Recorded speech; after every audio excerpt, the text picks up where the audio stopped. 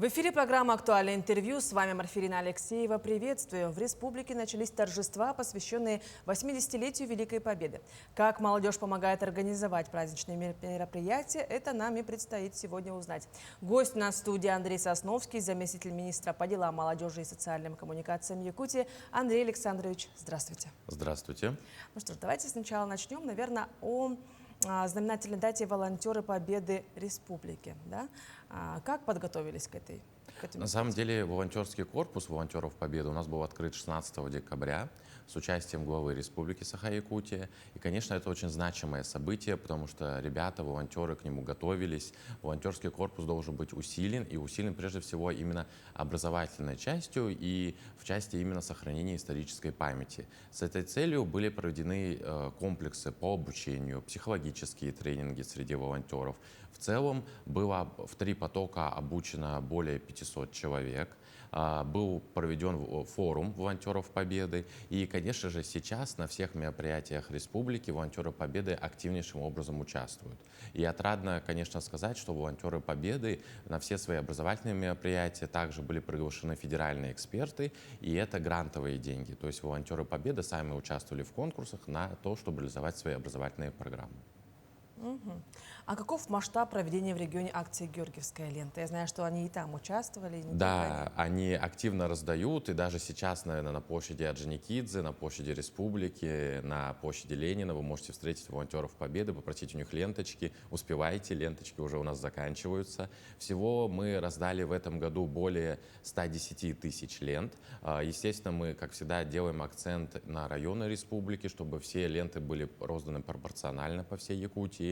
И мы очень горды и радуемся, когда, наверное, уже последние 5 лет точно ленты всегда заканчиваются раньше срока, бывает ажиотаж, очень трудно получить ленточку. И мы, конечно же, всегда благодарим наших волонтеров, которые ходят по площадям, раздают на безвозмездной основе целый день. Поэтому сегодня, если кто-то еще хочет успеть, можете пройтись по основным площадям города и встретить волонтера и получить ленту.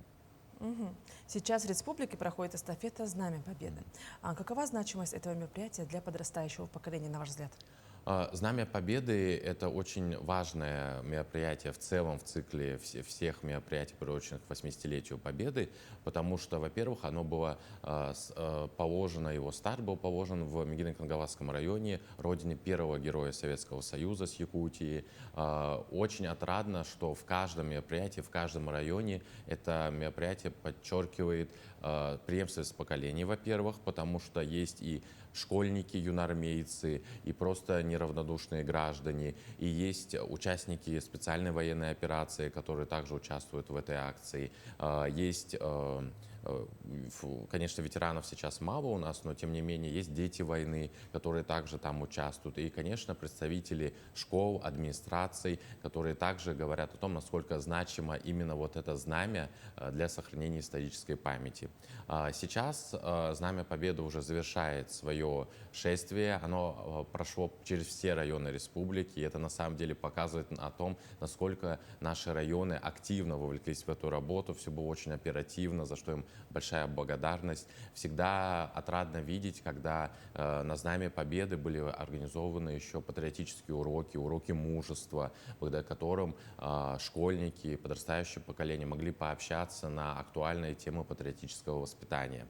И, конечно, скажем так, финальной акцией будет водружение Знамя Победы на площади Победы 8 мая в 11:00. Там, собственно, и будет, скажем так, финальный аккорд этой акции. И мы с честью можем сказать, что вся республика сплотилась вокруг этого знамени. Оно пролетело и в Арктику, оно пролетело и в Южную Якутию. И мы очень гордимся, что вовремя, к 8 мая, оно окажется в Якутске.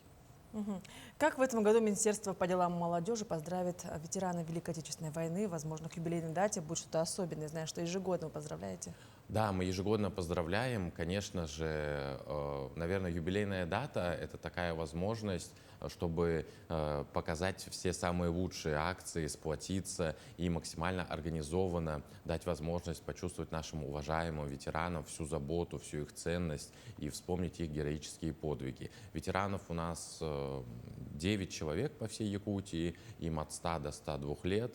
Ну, наверное, самая такая вот запоминающаяся акция, я вчера сам принимал в ней участие, это «Поем двором», когда мы совместно с муниципальными районами приезжаем в двор ветерана, устраиваем массовый концерт, устраиваем шествие, то есть кадетов или, например, специальных отрядов, которые также передают знамя. И, конечно же, все присутствуют члены правительства, и мы воздаем должное нашим ветеранам, их подвигу. И, конечно, вспоминаем те годы. Это, мне кажется, очень важно. Например, вчера я видел даже школьников младших классов, которые с малых лет уже надели георгиевские ленты, пришли, чтобы поучаствовать, чтобы отдать дань уважения ветеранам, и это очень приятно. И на таких акциях всегда очень много соседей, просто неравнодушных граждан, которые активно вовлечены в этот процесс.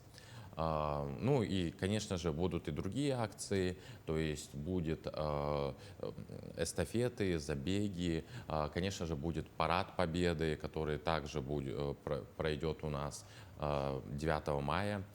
После долгого перерыва в этом году наконец-таки пройдет «Бессмертный полк» в офлайн формате. То есть в час дня 9 мая все выйдут централизованно по маршруту шествия. Это мероприятие мы очень долго готовим именно с целью того, чтобы все прошло прекрасно, ввиду того, что мы уверены, что будет много неравнодушных граждан, которые за годы перерыва хотят именно очно выйти и почтить память своих родственников, которые принимали участие в Великой Отечественной войне. Ну вот сейчас мы проговорили о самых таких больших, крупных мероприятиях, да, возможно, стоит отметить еще какие-то мероприятия к юбилею Победы, которые, возможно, организовала чисто наша республика, немножко об этом тоже. Будет у нас открытие скверов, конечно же. В целом вся информация у нас оперативно размещается на наших аккаунтах, то есть у нас запланировано открытие ряд памятников героям Великой Отечественной войны. Также мы рады, что молодежь Якутии устраивает уборку памятных мест, уборка дворов, субботники. Они также активно вовлечены в этот процесс, потому что, ну, это важно, чтобы город встретил 9 мая в максимальной красоте. И также, конечно же, будут патриотические часы организованы в школах, в образовательных учреждениях. Это тоже, мне кажется, будет интересно в части того, что любая памятная дата, любой юбилей — это возможность вспомнить своих героев, воздать им должное. И, конечно же, всегда очень интересно прикасаться к истории Великой Отечественной войны, потому что это огромный пласт истории. Например, сражение с Японией, которые мы вчера вспоминали во время акции «Поем двором», которые, возможно, в школах в силу загруженности и так далее не были полностью освещены. Есть возможность как раз на таких уроках вспомнить и более детально погрузиться именно в те события. А еще вот есть лед после Победы, хотелось бы тоже подробнее узнать о нем. Послы Победы, на самом деле, это особенное мероприятие. 200 человек со всей России были отобраны. Отрадно, что 2 человека с Якутии будут представлять республику в Москве. Прежде всего, это те люди, которые будут сопровождать парад Победы, который состоится в Москве, непосредственно взаимодействуя с ветеранами. Они смогут лично с ними пообщаться, поговорить про те или иные значимые моменты. Конечно же, они прошли определенную подготовку и жесткий отбор.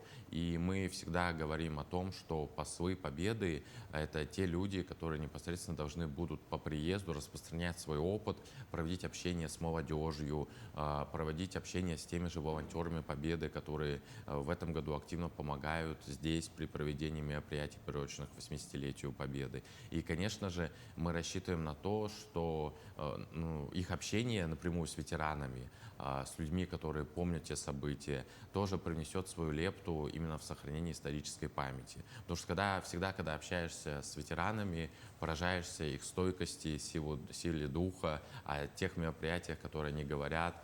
То есть это всегда, мне кажется, вдохновляет и заставляет задуматься о том, что можно сделать именно для того, чтобы их подвиг был вечен.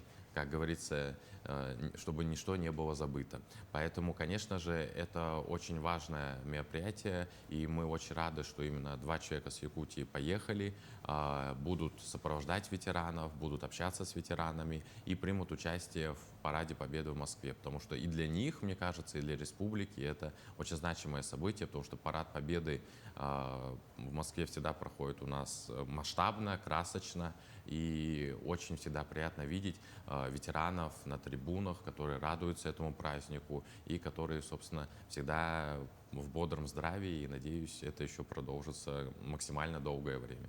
Мгм. Ну вот еще хотелось бы узнать немножко о вас. Лично, может, вы принимали участие тоже, вот лично вы принимали участие в какой-то акции, может, сегодня в «Свече памяти» тоже, как пример молодежи, давайте расскажем. Да, «Свеча памяти» — это, наверное, ежегодная памятная акция, в которой всегда принимают большое участие горожане города. Сегодня в 8 вечера она традиционно состоится. Она наверное, та акция, которая, мне кажется, на протяжении длительного периода времени всегда проходила.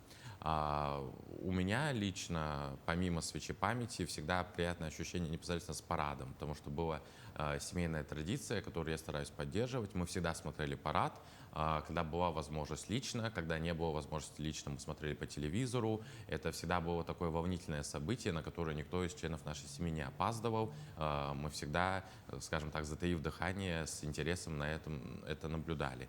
Ну и, наверное, если вспоминать мою деятельность в плане в рамках общественных организаций, то я также в свое время, у меня был опыт раздачи ленточек в одном году. И, конечно же, я помню, как мы убирали памятники, которые посвящены героям Великой Отечественной войны, потому что всегда хочется, чтобы как только наступила весна, эти памятники были уже благоустроены, и была возможность там посидеть, посмотреть, прочесть те подвиги, которые там выбиты в мраморе, или те фамилии, которые были удостоены этой чести. И чтобы это место было таким центром притяжения для своего района или своего округа. И, конечно же, это очень важно, чтобы эти места были соответствующим образом благоустроены. А насколько сейчас молодежь активно, скажем так, погружена в эти мероприятия? Ну, как показывает мой опыт взаимодействия, например, с волонтерским корпусом волонтеров Победы, я участвовал в образовательных программах, молодежь очень живо интересуется, и это всегда очень отрадно, потому что, конечно же, мы понимаем, что волонтерами Победы становятся по зову сердца скорее, потому что любой волонтерский труд — это такой бескорыстный, добросовестный труд. Вот. Но, конечно же, вот, например, вчера меня впечатлило то, что многие представители школы, я был, например, в Протовском районе города, они также активно присоединились как к акции «Георгиевская лента», которая является символом Победы, так и непосредственно они активно участвовали в патриотических уроках, в концерте. Было очень приятно видеть молодых артистов с школьных групп, которые поздравляли ветеранов. И это все говорит непосредственно о сплочении людей к этому торжественному мероприятию. Ну что ж, Андрей Александрович, спасибо вам за интересную беседу, что уделили время и ответили на наши актуальные вопросы. Это была программа «Актуальное интервью». До встречи в эфире.